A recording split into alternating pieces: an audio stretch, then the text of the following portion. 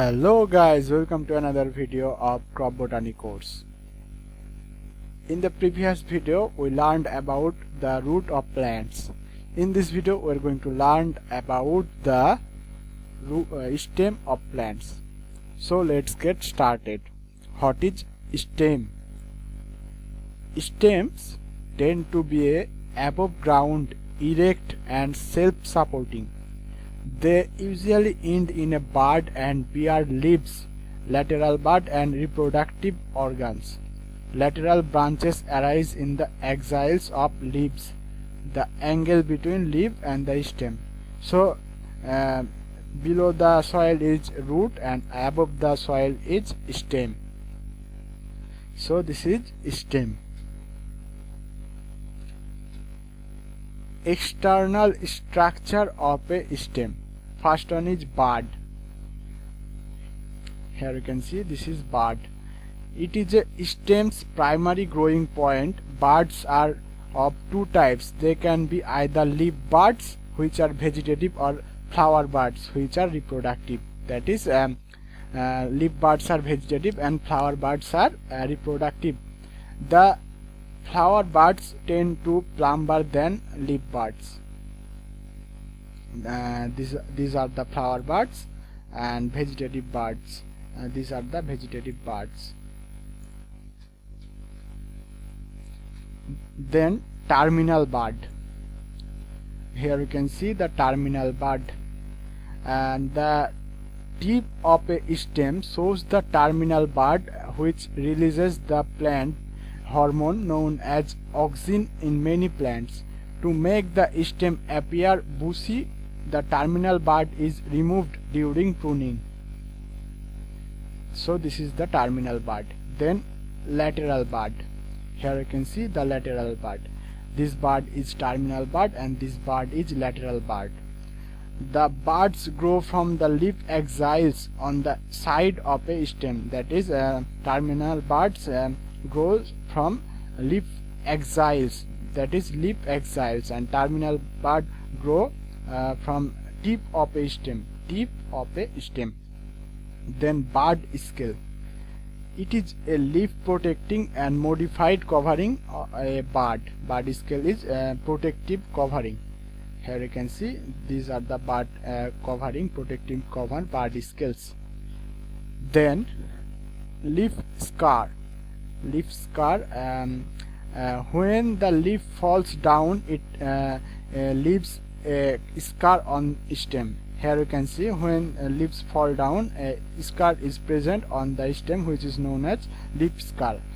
This is a leaf scar. When leaf is fall down, then this scar is remain in the stem.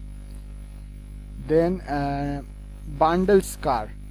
This is used in the identification of woody plants, and it is a mark left in the leaf scar from the vascular tissue attachment. This is a bundle scar. Then terminal bud scale scar. The terminal bud scales of the previous year's leaves marks on the stem, which the terminal bud scales of the previous years leaves the marks on the stem, which serves as external measure of annual growth. They help in assessing plant vigor. Here you can see terminal bud, lateral bud, terminal bud scar, and or annual bud scar. So this is all about the bud scar. Then lentil. They are the pores on the stem that allow the gas exchange. Here you can see the pores, different types of pores. These pores are allow the gas exchange. Then node. It is a segment of stem where leaf and lateral buds are attached. Here you can see the lateral buds leaves are attached in a point which is known as node. Here is another node, and the space between two nodes is known as internode. So what is internode? Internode, it is the section of a stem between the two nodes. section of a stem between the two nodes is known as internode. Then bark. It forms the protective outer tissue which helps in the woody plant identification and develop with age. Here you can see these are the buds. It is present in woody plants. So what are the functions of a stem? Such as support and elevation of leaves, flowers and fruits. The stem keeps the leaves in light and provide a place for the plant to keep its flower and fruit. Transport of fluids between the roots and shoots in the xylem and phloem. Then storage of nutrients. Then last function is the production of new living tissue. Stems have meristem cells and that annually generate new living tissue. So these are the functions of stem. Then modification or type of stem. There are mainly three modifications such as underground modification, subaerial and aerial. Underground is divided into four parts such as rhizome, tuber, bulb and corm. Subaerial is divided into four parts such as runner, offset, stolon, sucker, and aerial are divided into five such as tendril, thorn, phylloclade, cladode and cladophile and bulbil. So let's go to the this part such as underground part, rhizome. Underground modified stem, rhizome. A rhizome is a thick horizontally growing stem which usually stores food. The growing point of rhizome continue to remain underground, causing elongation such as ginger, turmeric. This is rhizome. Then tuber. Tuber is the swollen end of an underground branch which arises from the axil of a lower leaf. Each tuber has leaf scars on its surface which encloses an auxiliary bud. A leaf scar with an auxiliary bud is called eye. These eyes of potato are capable of producing new plants by vegetative propagations. For example, potato. This is tuber and this is rhizome. Then bulb. The stem is reduced and represented by a short disc. The lower surface of the stem produces many adventitious roots. In the bulbs there are many modified leaves. Among them inner leaves are fleshy and outer leaves are dry. This is called tunicated bulb. The apical bud of the bulb produces shoot and the auxiliary bud produces daughter bud. For example, onion, garlic. This is the example of bulb, onion. Tunicated bulb of onion. Then corm.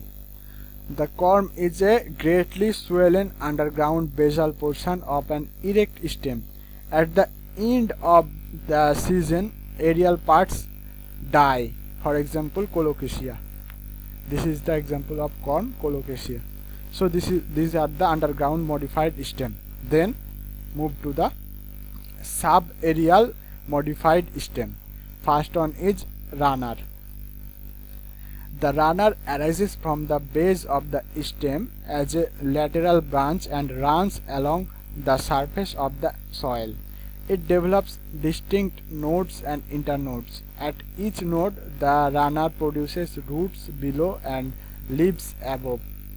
So, for example, oxalis frageria. Oxalis and frageria. Then second one is offset. An offset is a short, thick runner-like branch which produces new plant at its tip. The offset grow in all directions from the main stem of mother plant. For example, pistia. Here we can see this is a runner. This is runner, and this is offset.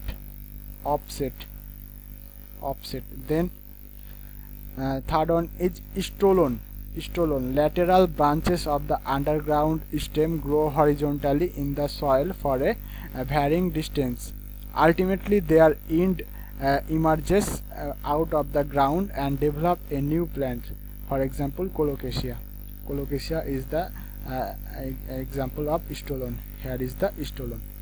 Then sucker, a lateral branch arising close to the ground level, traveling underground for some distance, turning up at its end and producing new plant is a sucker. For example, chrysanthemum.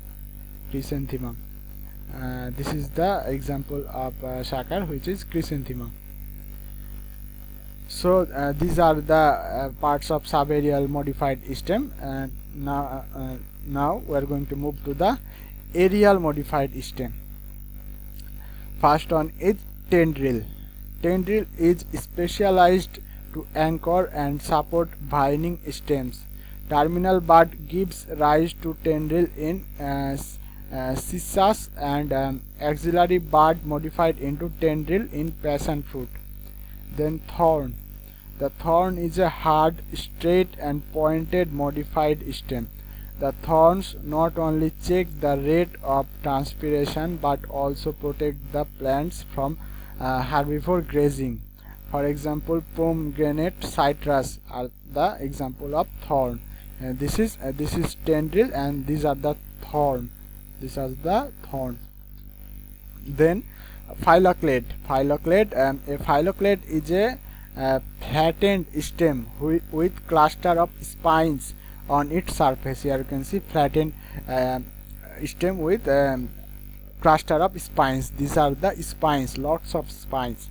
These spines are modified leaves of axillary bud.